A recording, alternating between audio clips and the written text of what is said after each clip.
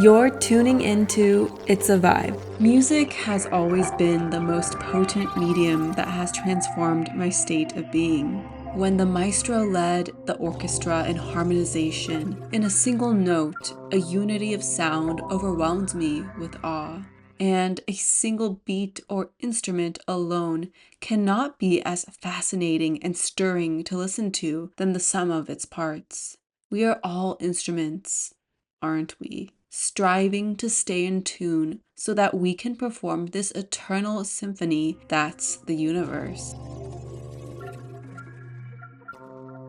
So today with me, I have two of my friends, Mona and Max. Mona Asadi, she's a musician and educator working at the Segerstrom High School, teaching piano and choir. And Max Link, who is a performing musician and sound engineer. They're both based in Orange County, California. So I'm so happy to have you both here and have a discussion with both of you about music and the possibly the healing power of music as well. Awesome. Thank you for having us. Yeah, I'm incredibly happy to be here. Thank you. This is amazing. I wanted to first ask, this question is for both of you. What first attracted you to writing music or playing music? What was like a first memory? I think for me it was when I was really young. I must have been like maybe 5 or 4 or something. And I remember like sitting in my mom's geo tracker in Hawaii. She put on Going to California by Led Zeppelin. And ever since then I was like immediately like I'm hooked. Like this is amazing. I don't know what this is. I was so young. I was just like, this is nice. I like this. And then I didn't I think that was like my gateway drug into like getting a guitar, getting a ukulele at the time and just playing with my friends. And then I think I didn't really take it that seriously until I got a little bit older, and then I was like, okay, I can do this for fun for a little bit and just try to learn, a bunch of different instruments and try to like, piece together sounds and layer them and like try to make a song. But yeah, it wasn't so very like much later, but that was my gateway to it for sure. That's really cool. I don't know. This one's hard because I feel like but I lived with my grandparents kind of like off and on lived with us throughout my early childhood, and my grandfather was a singer, and that part of my family is from Trinidad, which is a very small like island nation in the Caribbean. He kind of like would sing songs, like he would make songs that were centered on like spiritual topics, and so we like as a family would sing those songs together. They're kind of like our family songs. Music had always been like a part of my life, although I wouldn't say I came from necessarily a musical family. He was kind of the only musician, and then I don't know, I just always like was really attracted to singing particularly. Mhm. But I really loved art. I was like always like an art kid in elementary school. And then I remember in sixth grade, I met this girl who I'm still friends with. Her name's Katie. And she was like an awesome singer, and she was in choir. And she was like, you're coming to choir with me. So in seventh grade, I joined choir. She like dragged me from art and I joined choir. I just like absolutely fell in love with the act of singing in a group. Like that to me was a very powerful thing that provided me with a really wonderful community and like a sense of fun. When I think like middle school is kind of a time in your life where like your academics, you're getting a little bit more serious about it, and like crazy things are happening at school, and just like school might not be like the happiest or nicest place. Being in a choir really like provided me with a safe space and a place of community. And it made me feel things. Like I felt like it was an emotional outlet for me. And so I just kind of fell in love with it. And I continued into high school, and I went to a performing arts centered high school. And I was like a voice major there, if you will. It was maybe eighth or ninth grade where I kind of was like, well, I never want to stop doing this, so how can I make sure I'm in a choir for the rest of my life? I Yeah. realized I wanted to be like a choir director, and Mhm. it just filled my spirit in a way that nothing else really did. I don't know. That's beautiful. You guys both have different backgrounds and different cultures? And do you guys uh like write music in different languages or sing in different languages? It seems like you have different like influences, or no? Yeah, yeah. I'm writing a full song in Spanish actually. Oh, cool. It's called Me Gusta Tu Cara. It's Mhm. I don't know, it's kind of like a bossa inspired type of song, but Mm. it'll be it'll be released soon. I have a whole another 5, 6 song, Wow. half an album coming out. So Oh my gosh. I I'm really like I'm trying to put everything into it because I don't speak that great of Spanish. Like it's pretty it's pretty it's not fluent yet, obviously, but I have to like it's funny because I have to translate it to English and then write it in Spanish and then make sure it actually makes sense. Because a Mhm. few of my Spanish friends are like, "Oh yeah, you sound like you're 60 years old. You sound very formal when you speak Spanish or when you try to write in it." And so Yeah. I had to like switch a few things around, but yeah, I really want to write in Spanish and maybe Portuguese because I think Portuguese is Mm. another beautiful, like complex language that, Yeah. they have words for like feelings, like the act of feeling something like saudade, which Mhm. is like I'm it's like a noun, like having saudade is like you're missing home, you're homesick. Mhm. I think it's saudade, something like that. Yeah. But yeah, it's really beautiful. I want to write in those two languages for sure. Yeah. I mean, it definitely expanding like the languages you do know, it you have a better vocabulary of like the human experience. It's so and so because like English can be so limiting, and I think that's really cool to like be that ambitious and learn all these different languages. Um, kind of like in what's her name that just came out with a new album with like 14 different languages, Oh, Rosalia. Rosalia. Hmm. Yeah. Like, oh my gosh, how does she know? How did she memorize all of those languages or those songs that she wrote? It's crazy. Yeah, I love Portuguese. It's like probably my favorite language to listen to, like being spoken. I think it's so gorgeous, and I've always wanted to sing in Portuguese. I especially love bossa nova stuff, so I'm super excited to hear that song. But yeah, I guess like for me, being in choir, you sing in different languages, like for right from the get-go.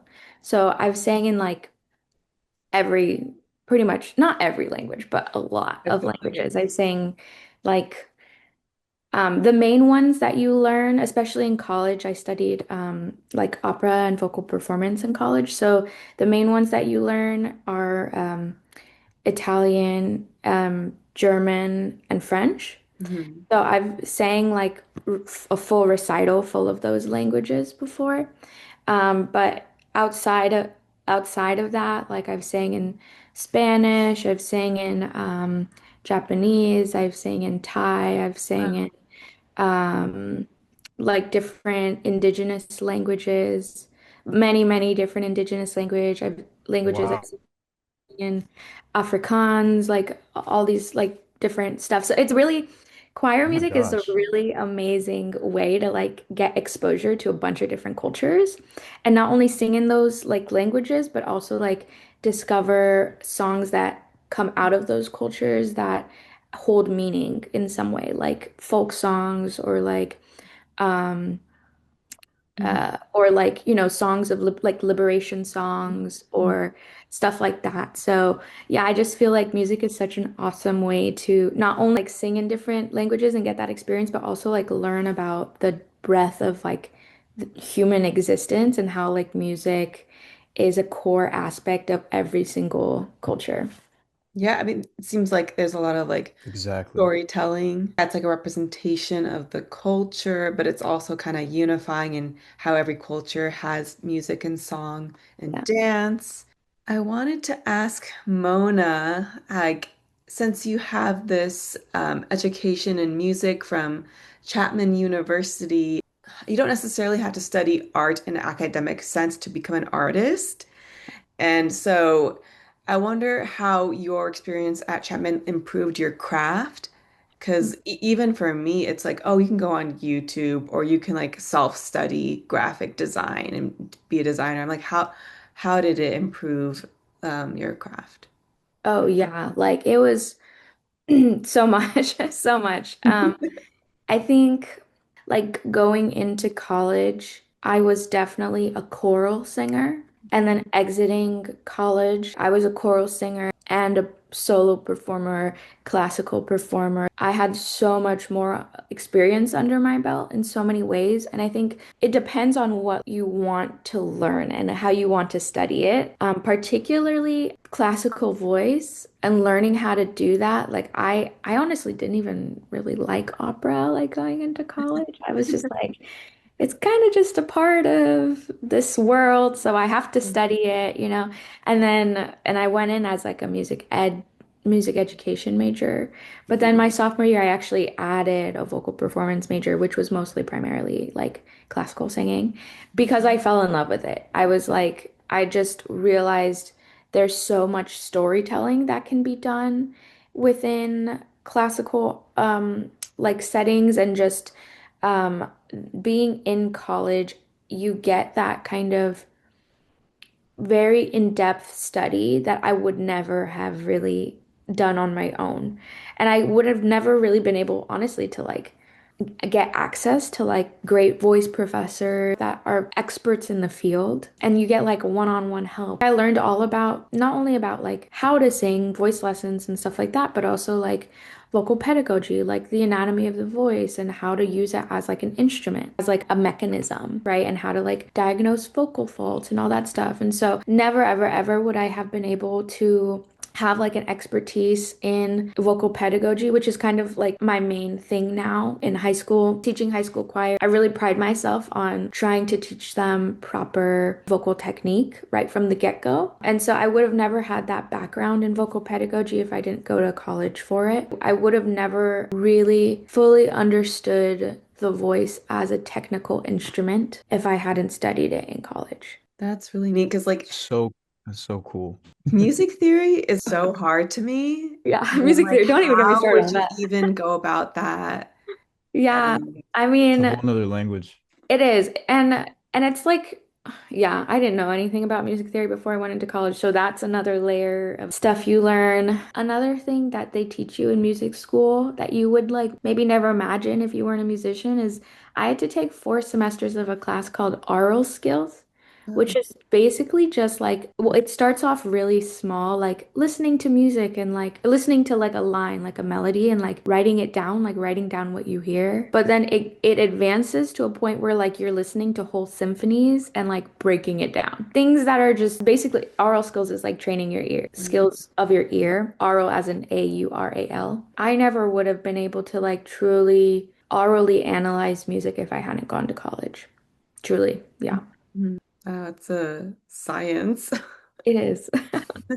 Max, do you guys or have you had any mentors in your life that helped you through like writing music or becoming a musician? No, I haven't had any like formal training or somebody in my life. I mean, I'd have friends with my buddy Pedro. We used to play drums, or he played drums. I played guitar. And I think we got shouted out on like a radio station like one time or something like that because I don't know, we posted something on Facebook and we tagged our favorite radio station. That was pretty cool at a young age to like hear somebody else, acknowledge you as a musician. But no, I never had anybody really. Like my mom sang, she would chant, she's a Baha'i as well, so she would chant, prayers, and she would speak in Farsi actually. But yeah, she would sing to me when I was a kid, and I think that was probably what really like soothed me and got me, I want to say, just attached to the idea of music and like what it can do, And then I just kind of got into it through just listening to music, That was more of my mentor, was just, amazing artists that like blew me away when I first heard them, like Radiohead. Radiohead was like a big one for me when I was like, I listened to OK Computer and In Rainbows, and I was like this is incredible. This is like next level stuff. Like I don't know what they're on, but they're on something. Same thing with like Jeff Buckley or a few like Nick Drake is another one that just blew me away when I first heard them. But yeah, I think music itself is kind of like my mentor. and just studying it, like without any like just YouTube tutorials and like how to do certain things on the guitar. Some of the best musicians I know never went to school for it. Like, because honestly, like when music is your teacher, you learn things in a like your brain makes connections in a different way than if you were sitting in a classroom and someone was like telling you how music functions, right? It's like different learning Yeah. models. I had a learning model that was a mixture of the two, where like I was in a choir and I experienced what it meant to be a musician in that way, but then I also got that academic setting. But what you're doing is very much more like an exploratory model. And in many ways, like that's a lot Yeah. that like makes you have a way deeper understanding of music than I could ever have. So like I think there's a real beauty in learning music by ear. I don't think so, Mona. I think you're very, very educated. I think you know terms way more than I do when it comes to like the technicality stuff. Because Terms, whatever, you terms, were you, technicality, but like but you know how you were to take saying your things where I was song. just like, oh my God, am I even a musician? Do I even Um, sing? Look, my dad is a musician. He plays by ear. Yeah, I think both are like relevant ways, and you explore the same subject through different learning paths. That's a Yeah. beautiful thing. I wanted to ask you, do you think like listening to different types of music growing up, Mel and Mona, did it shape the way you appreciated music or the way music sounded in your head when you were making it or when you're like perceiving music? Because I know like for me, there's so many different types of genres when I was a kid, like opened me up to like going even further, and some people just stop at one genre. So I've known people that just listen to one genre of music their entire life and they don't really like step out of it. And it's like I don't know if it's something as a kid when your brain is developing, like how you're exposed to certain things. But for me, I was just always like more open to learning more about different cultures in music. And I think like for me, for sure. Like if you can almost liken it to like giving a little kid vegetables at a young age versus like and then they grow up and they have like a very wide palate. Versus like you feed them like two or three vegetables and then like you ask them to eat a Brussels sprout when they're 15 and they're like, ugh, you know? So it's like it's yeah. like that. It's like exposure Where's the therapy. pizza rolls? Yeah, where's the pizza roll? Exactly. So it's like, yeah, I think it's like that, you know. And also, not only did I listen to a lot of music from different cultures and stuff, and I think that very, like, definitely widened my music taste. And also, I have an older sister who Melody actually interviewed last week, which was Yeah. really cool. So if you're listening to this podcast or watching it, my older sister's name is Sophia. But so she definitely influenced my music taste. Like she would be like blasting music through the door. A lot of it like I would make fun of her for because she was like listening to like super super emo like goth music like screamo and I was like, "Oh my God." But other stuff which I think is fine now. I was just like, a younger sister making fun of her. But like she also listened to Love like it. some stuff that I was really attracted to and I remember she gave me when I got a little older, I think I was maybe like 10 or 11, she gave me her old iPod Touch, and I had no idea how to like load more songs onto it. So I just like listened to her old music over and over and over. And I just like I felt like she really like helped kind of like solidify my music taste. And now like we love all the same artists, which I think is really cool. But kind of going back to your point too, I think not only was like exposure to different music very impactful from a young age, but also the morals and values by which I was raised, which was like I have my family and like my faith, the Baha'i faith, really kind of provided me, growing up in that religion really provided me with like outward facing worldview and like a very like culturally aware like upbringing, very like celebratory of different cultures. I think that mindset was really integral for the way I engaged with music as I got older. Because I remember, like, in middle school, I still remember us getting our first song that wasn't in English. Because you always learn to sing in English, like, as the first kind of language, because it's our, native language. I still remember getting that first song, and we sang it in Hebrew. And I still remember people being like, "We're singing in Hebrew?" Like, what does that mean? Or like how do we sing in a language that's not the like our own language? And I just remember being like, this is cool. Like I'm so about this, you know? So I don't know. I think it really does impact the way you engage with music. Yeah, growing up, my parents listened to a lot of like new age or new world music like Enya, John Tesh, Yes. Yanni, and also in high school, I think that was the time I experimented listening to music in different languages, in Japanese, in like everything, everything French. I think, yeah, I think it's beautiful. I've always been someone who's like fascinated and curious about a different eclectic sounds and different forms of expression through art. So naturally, I think I just am curious about language and different ways of expressing. I wish in college that I studied like Japanese art or African art. We did a little bit of that in like ancient art history, but it was mostly Western focused. I wish I had more hours to study different art around the world. Even now in popular culture or popular music, there are influences around the world that are used in the hit songs and like even in R&B or hip hop, like I can hear some Middle Eastern influences or in EDM music. It makes a more authentic and original sound versus like I know there's like a formula to like popular music that can get tiresome. And so when I hear something more experimental, I get excited. Same, absolutely. Mhm. The That like kind of the different structures of how to write a song is Yeah. so interesting. Like the different ways. There's so many like Middle Eastern artists that do this. Nusrat Fateh Ali Khan is a really great example. He'll make like a 9 minute song, and the entire song is just like this beautiful like chant where it's like he just goes up and down with like this hook. He just hooks you for like a minute or two, and then it just comes into a completely different section, and you're like, this is like a whole new song, but it fits. yeah. It's like a perfect. It's a perfect transition stitch into the next fabric.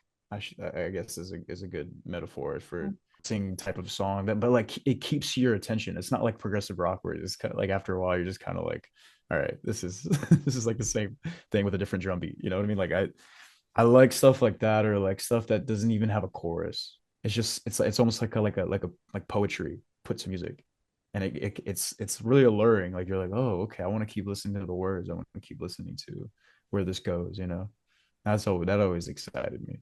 Yeah, I was just thinking about what you were saying, Melody, and it kind of brought up how you're talking about like experimental or like cross-cultural music. I kind of was thinking of like that new song. It's not new now, but that song by Ed Sheeran, Azizam, Yeah. how like he like in like obviously implemented like Persian cultural, words, but also like beats, like tones and kind of more Middle Eastern scales and stuff. And how I remember seeing a video like breaking it down. Not only did he implement those Persian like melodies, but it was so cool because he actually implemented like the backing, like the beat is actually kind of like Celtic compared to like yeah, tambor and like the cultural beat from like that Middle Eastern area and they were like exactly the same. They were like Yeah. similar. Yeah. And my mind was blown watching that TikTok. I was like, how is it that music from one complete different area of the world to another one has such similarities? It just kind of blew my mind. The fact that you can like find that connecting point and then like make such an awesome, cool song from it is just, I don't know. I think it's really awesome. Yeah, that's really crazy, isn't it? Yeah, like kind of makes sense in a weird way too. I wanted to ask Max about his new EP because I feel like when I was listening to it, there was a lot of layers to it. Wanted to ask about your process. I wanted to make a concept album, but I was like, like for me to do this, I'm gonna have to really like it'll take a long time because I'm very like I'll have an idea and then I'll just be like, okay, I want to expand on this idea, and then it'll be by the end of the song there's like 70 tracks, 80 tracks, and I'm like, okay, my computer can't even handle this workload.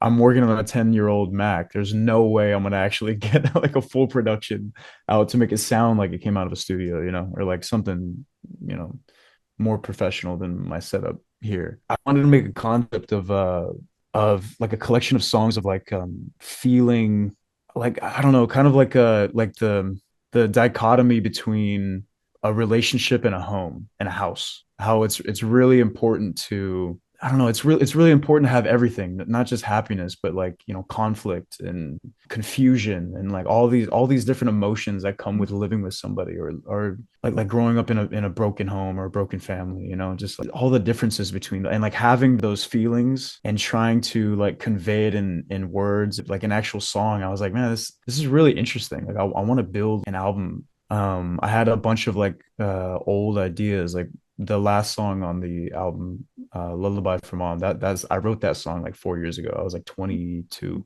actually more than 4 years now. I just never finished it because it was so personal. I didn't want to put anything like really personal like that out Hmm. into whatever, because anybody can listen to it at that point, even if I Yeah. don't market it. Like somebody will find it and then they will listen to it, and I'll just feel completely naked, like emotionally and Yeah. spiritually just naked. But I was like, you know what? I wanted to put it out because my mom would appreciate like sentiment of me being so vulnerable. Like the experience of putting something out like that is like, I don't know about for me. I'm sure Mona feels the same way actually, and you, Mel. Like music was like, it's kind of a friend. It's something that was like that you can understand very very clearly, like when you're listening to it.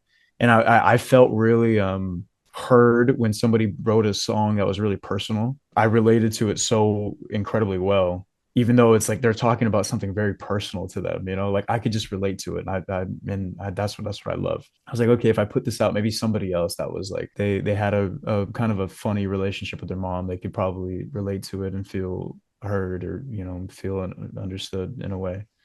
That's a really cool concept for an album. I don't think I've ever heard an album that was based around like the dynamics of like your family of origins, like home. So I'm excited to Thank listen you. to it. Thank you so much. Yeah, yeah. I really hope you do. It's also about relationships as well. Like it's the relationship, like living with somebody.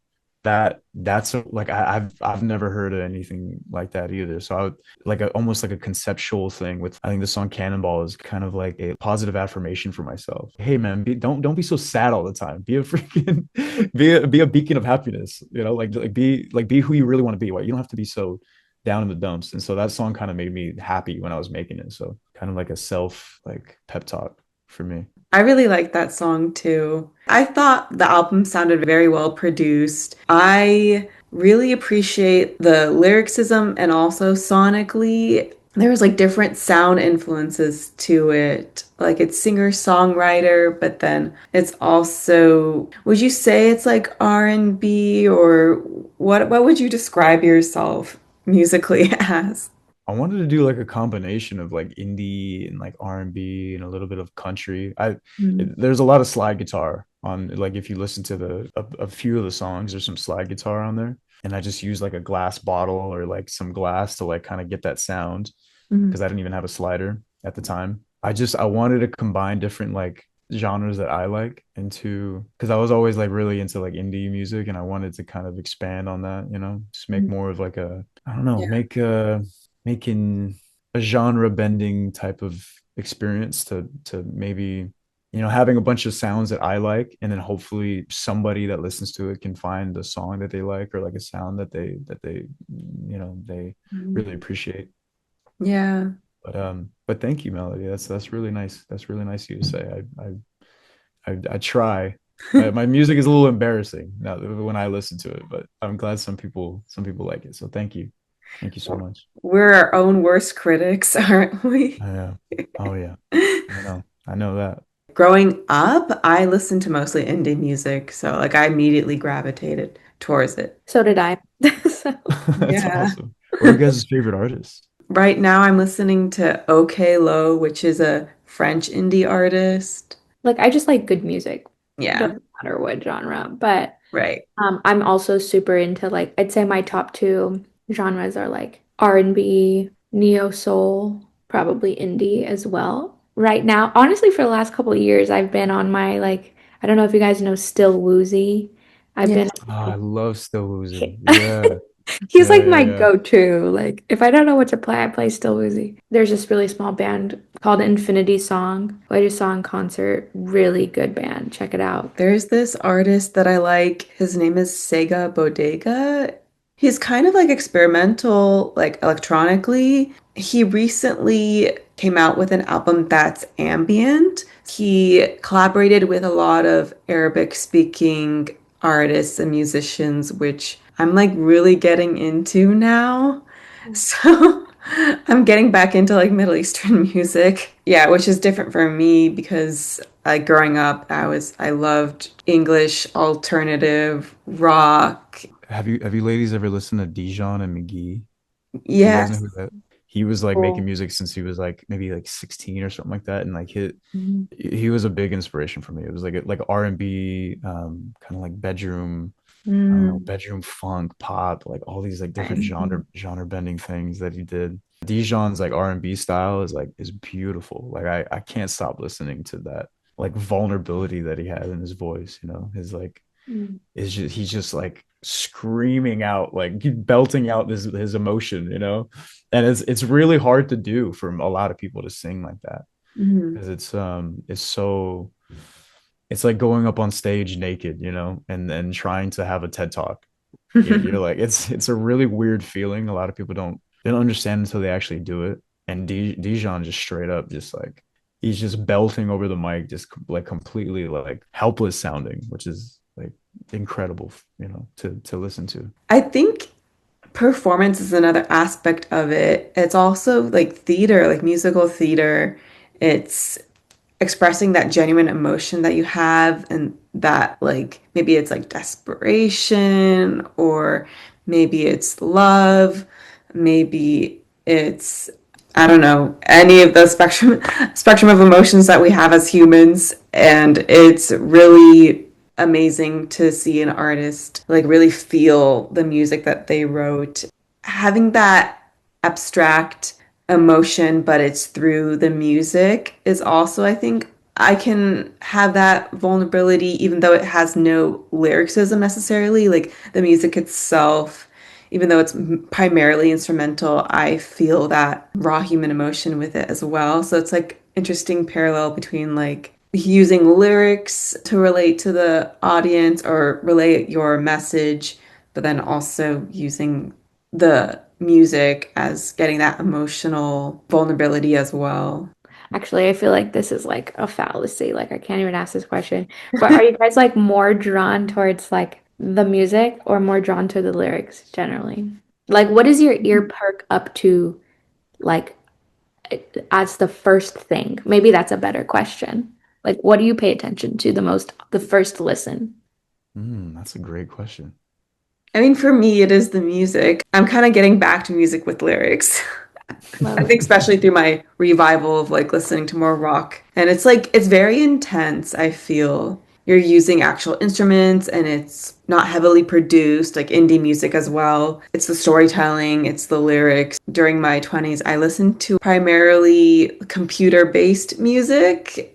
For me, I don't know. I think I mean obviously the music, right? Like you can't listen to some guy just like speaking Shakespeare over like somebody just hitting the triangle over and over again, you know what I mean? Or like doing some kind of like weird avant-garde experimental instrumentation. But it's so funny because you can with certain band, like there's this band called Black Midi. I don't know if you guys ever heard of them. Um, Black Midi is like it is incredible. Like the lyrics are so insane. He's like the sweet peals of moonlight induce lovemaking on the streets tonight, and he's like he has this like beautiful like poetry to him, throughout like the whole song, and like they do concept type songs, and the instrumentation is crazy. It's like punk, like jazz, fusion, like funk, like all this like crazy genre bending things like put together.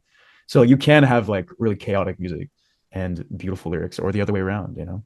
But yeah, no, if a song has terrible lyrics, I'm checked out. I think. yeah. I think I think if they talk about like meaningless stuff, or if it's like if it's too indulgent or too like it's just kind of boring, you know. I kind of check out immediately. Like the lyrics do have to be good for sure, unless it's ambient, which you can make your own lyrics at that point.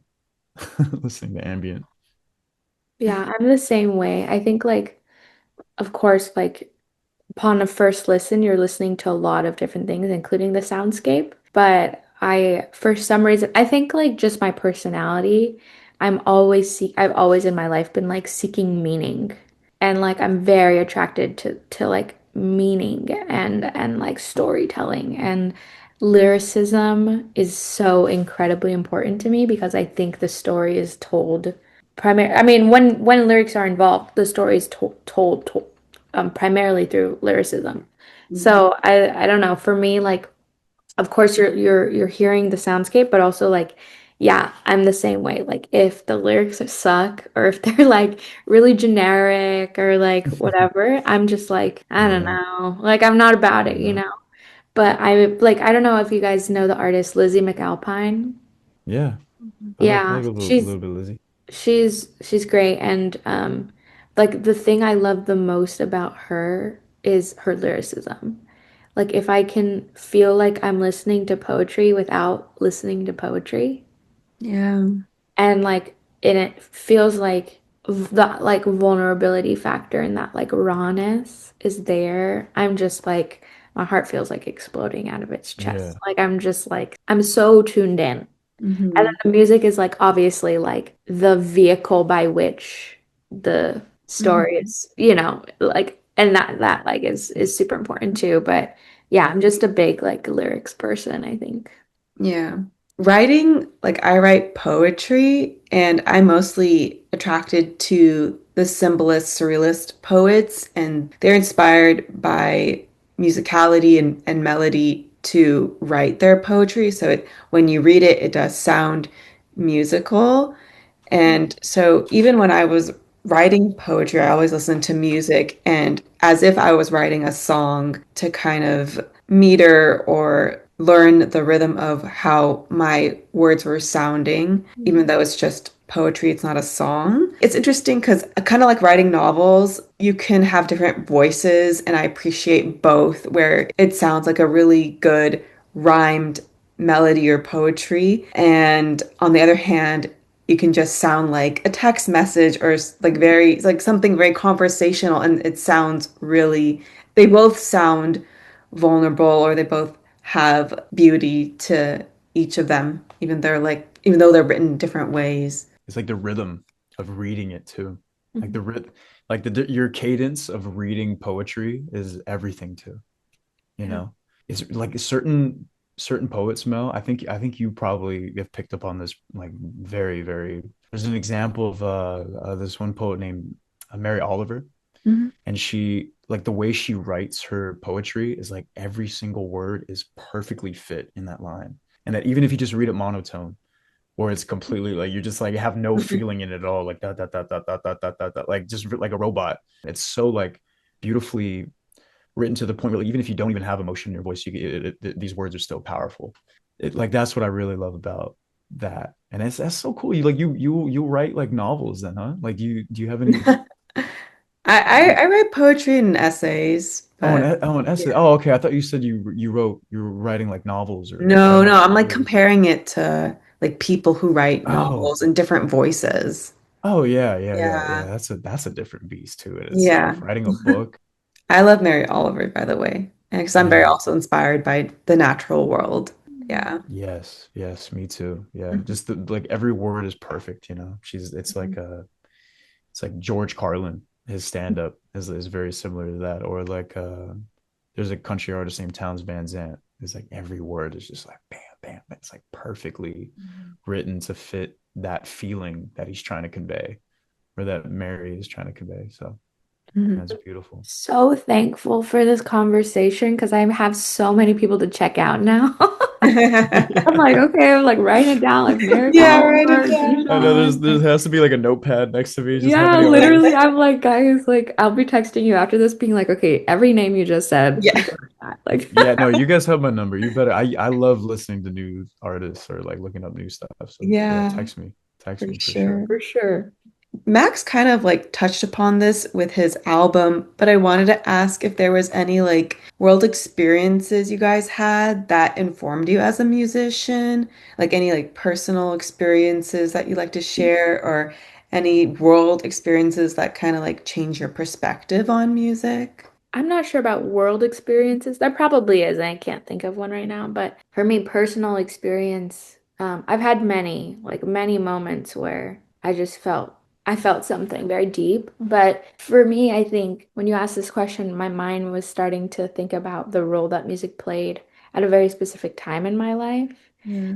There's a time in my life when I was like a teenager. Hmm. And I was like really struggling, I think, spiritually to like feel a sense of connection, like to something beyond me. I think for many years, I like maybe didn't connect in the ways I was raised to connect, like maybe through prayer or through other methods, right? During that time in my life, I do think like my spirit was still nurtured through music. Hmm. I remember there was a moment when I was singing in my choir in high school. I think I was a junior or a senior. They were singing this song called I Thank You God, which was based off of a poem. It was so beautiful. It was like one of the most beautiful songs I've ever sung in my life. And there's a moment when the piano is just kind of playing some pitches and it's very floaty and it's the song called for us to like pray basically out loud during the song. And I just remember like we were all praying and maybe for some people it was real, for some people it wasn't. But there was a moment where I was just like, wow, there's like 35 people right now, like all praying out loud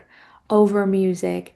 And then the music crashes and we all like come down from the prayer and it just lands on this beautiful chord. And I was like, this is my experience. Like, I remember at that exact moment, I was like, this is my experience of God. Hmm. Like, I may not have a relationship with him very well right now, but this is my experience of God. Like, this is something beyond me.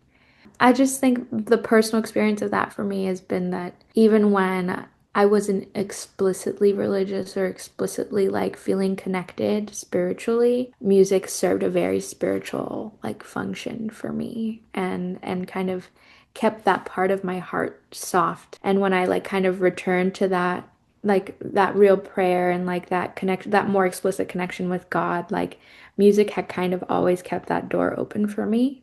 Yeah, I relate to that because I do feel like there's a lot of divinity in music. There's a lot of analogies and metaphors surrounding music that have to do with the divine. Anything else you'd like to share, Max, about any life experiences surrounding music?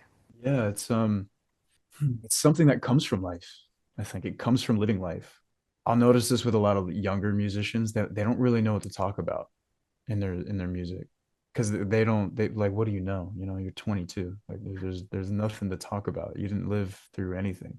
Yeah. And maybe your childhood at that point, but you don't have a unique perspective on it as you do, you know, as an adult, to kind of speak about it in a way that like really represents it in, you know, accurately and like on like a deeper level. So I think like anything like living life in general is like probably the backbone of really great music because it's just it you know like you said Mel, it's like something very divine that happens when you write music. I think Bob Dylan said it best. Like there's an interview from Bob Dylan, and Bob Dylan like he didn't even know where his music came from. Did you guys see that? Or like where like the interviewer was like, "Hey, how do you?" He starts explaining the lyrics in one of his songs that he wrote when he was like early 20s, Mhm. and he was like, "How did you even write this?" And Bob starts reciting it, and he's just like, I have no idea."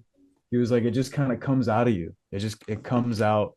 He said it almost it was like kind of in the air that he just grabbed out and wrote as music, and then he explained how he could never tap into that ever again.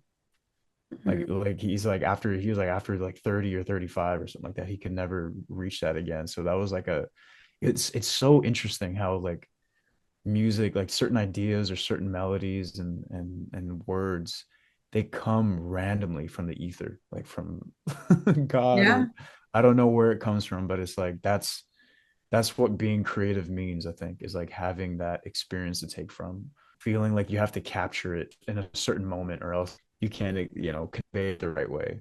But yeah, it was always a friend. Music was always a friend for me. It was an escape. I was feeling, really weird, and that helps me too. Is like, that like a feeling of loneliness and triumph Hmm. that that I want to convey through life experiences.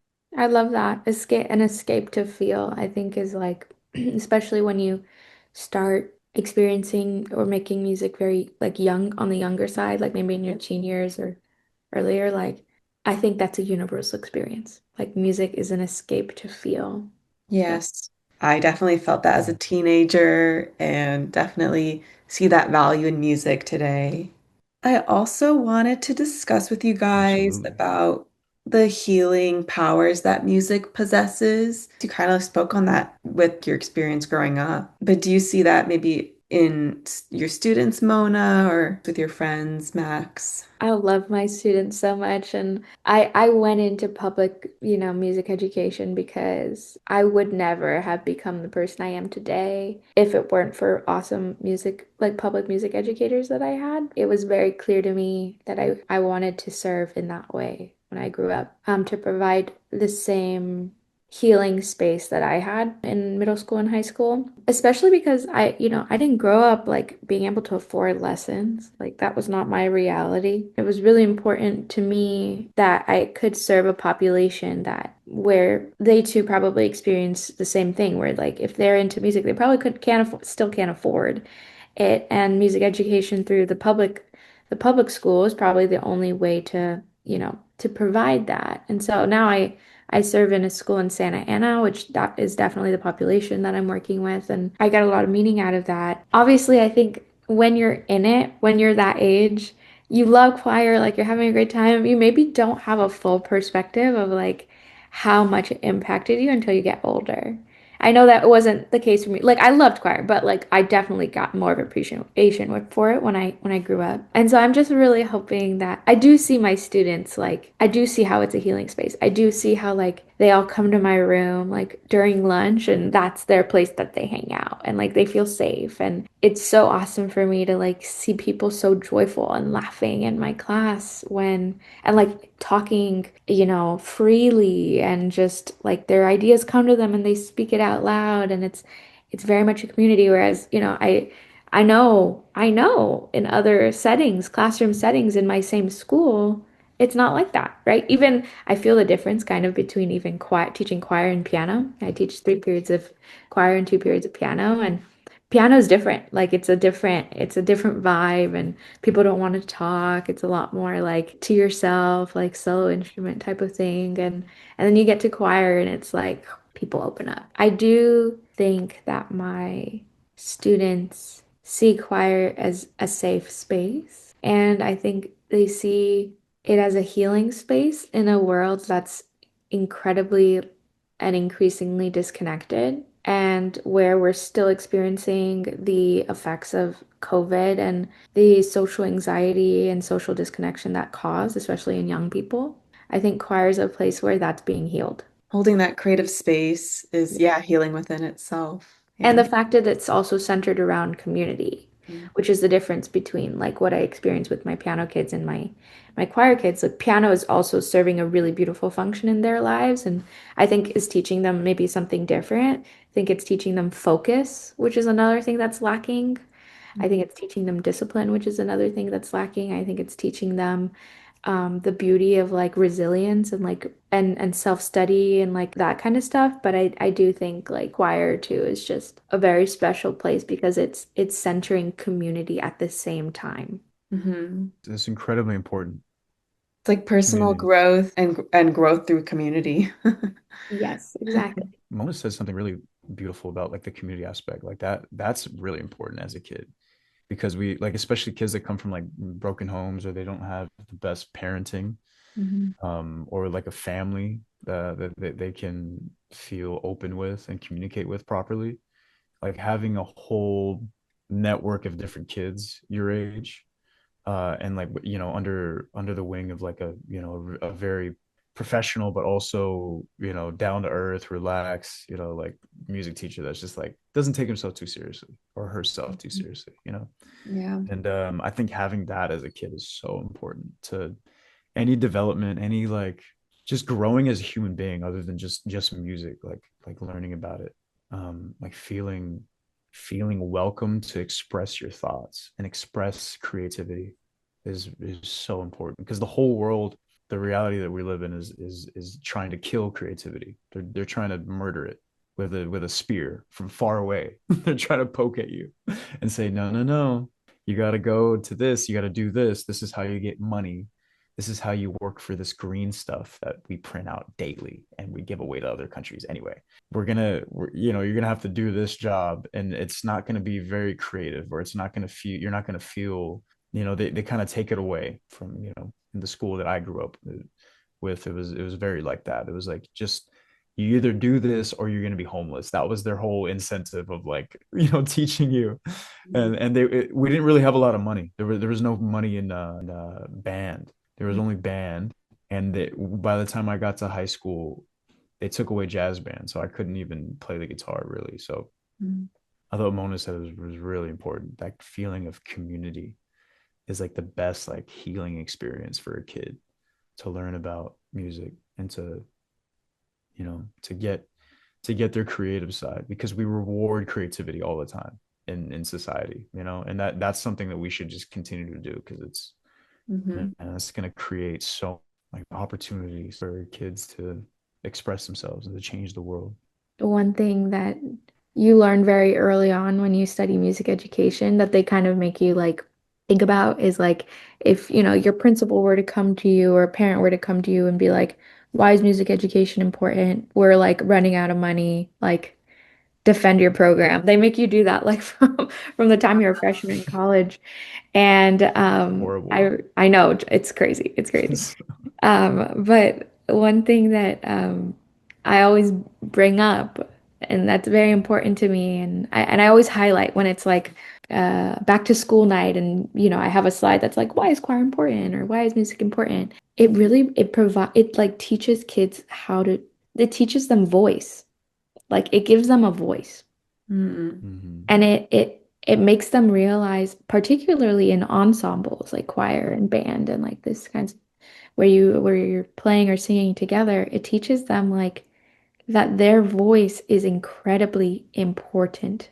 Not only like teaching voice as an individual, but also like as in a collective space. Like when you're missing, I try to teach them like responsibility through responsibility and dedication and reliability through my ensembles as well. Because when, you're singing in a choir and someone or two people or three people don't show up, you're at a performance or something like that, suddenly your part is cut in half and the whole ensemble feels it. And you were relying on the person next to you to like help you with that one note, or like the person behind you is supposed to sing the melody while you're singing harmony, but sometimes suddenly they're not there and you're singing harmony and there's no melody and it sounds wrong.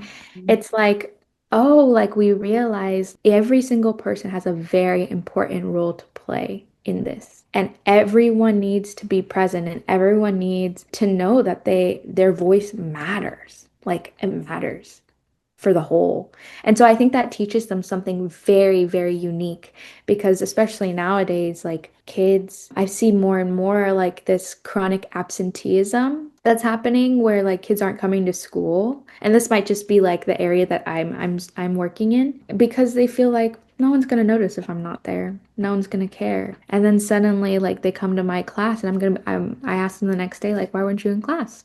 Like we missed you. And that like Mm-hmm. kind of changes their brain chemistry. You can almost see it on their face. They're like, "You noticed I wasn't in class?" I'm like, "Yeah. Everyone noticed. Yeah. We needed your voice. We didn't have you. Not Mm-hmm. in like a Mhm. but like in a like a Yeah, we just we need you. yeah, you matter. You matter here. And so I think yeah, going just back to that like that space, that community space where they realize like they're important.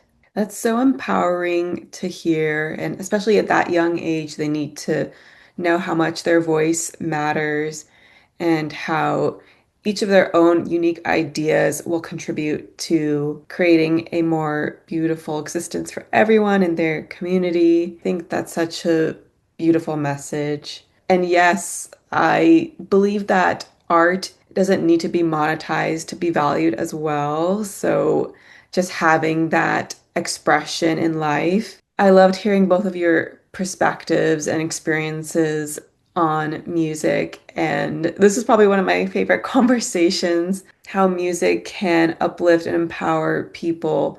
Like there's a rhythm to life, there's a beauty and vibrancy to life, and you can see that through art, any of the performing visual arts. And that's a key component of being human is to create and be a creative being and express yourself through any medium you like. So I think it's a huge importance to have music in your life just to uplift you, just like you ever heard a happy song? You ever felt so like drained and beat down by the day, and then one of your favorite songs comes on shuffle or whatever when you're driving home, and it's like it has this like perfect mixture of nostalgia and happiness and just like uplifting joy that just brings so much energy to you. Yeah. Like just listening to like a triumphant song when you're having a really rough day is like, oh my gosh, that's a big impact on a lot of people, especially for me. So Yeah.